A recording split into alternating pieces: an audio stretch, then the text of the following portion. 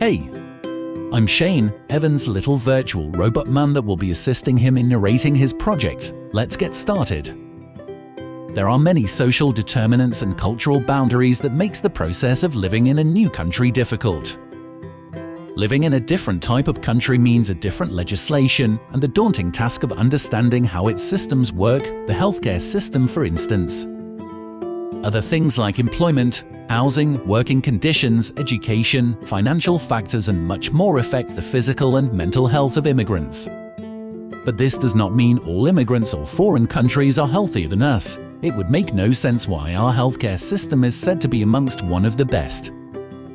This is because the point system chooses healthier immigrants, and it is one of the most important standards.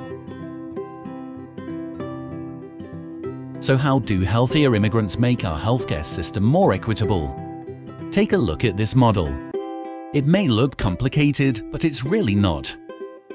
Canadian citizens and immigrants make up the population of Canada, and altogether we pay tax for services like healthcare. The healthcare system must make sure it has enough money to account for everyone. Because immigrants are healthier than Canadians, they do not require healthcare as much. Because of this, the majority of the funding goes to the people who need it the most, which in this case is the Canadian-born citizens. It's that simple.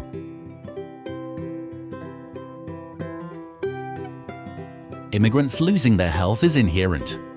There are many things that can be done to make the process more simple, but the process of immigration will always have some difficulties. Because of these determinants, we purposely choose healthy immigrants so that we can be sure they have the skills to endure its difficulties. Healthy immigrants in the healthcare system make refugee care more accessible and help improve the average health of all Canadians. Without immigrants in Canada, the healthcare system would not be as effective or equitable.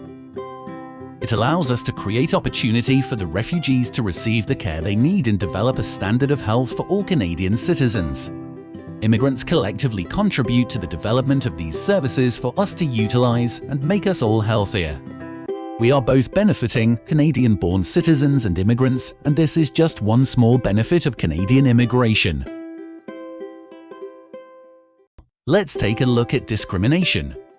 The health of Canadian immigrants is impacted during the immigration process or during their living in Canada. In some cases, researchers have found that immigrants or refugees face a larger chance of discrimination or even refusal of direct health care from certain positions.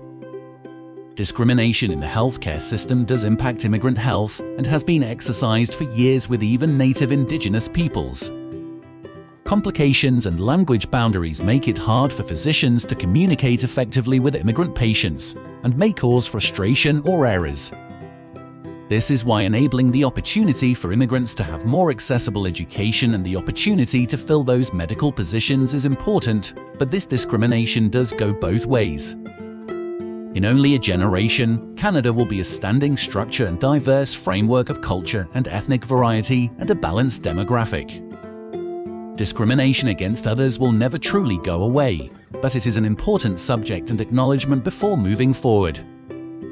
There are thousands of cases, and this is why it's important for those positions and even us to emphasize that our differences is what makes us all stronger.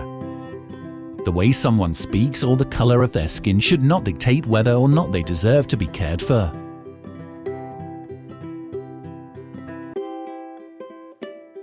Okay, that's all. I hope you enjoyed this presentation, because Evan really wishes you learned a thing or two. Our healthcare system is such a small piece and idea of the larger benefits immigration presents, and I hope you are intrigued in its possibilities. All right then, goodbye.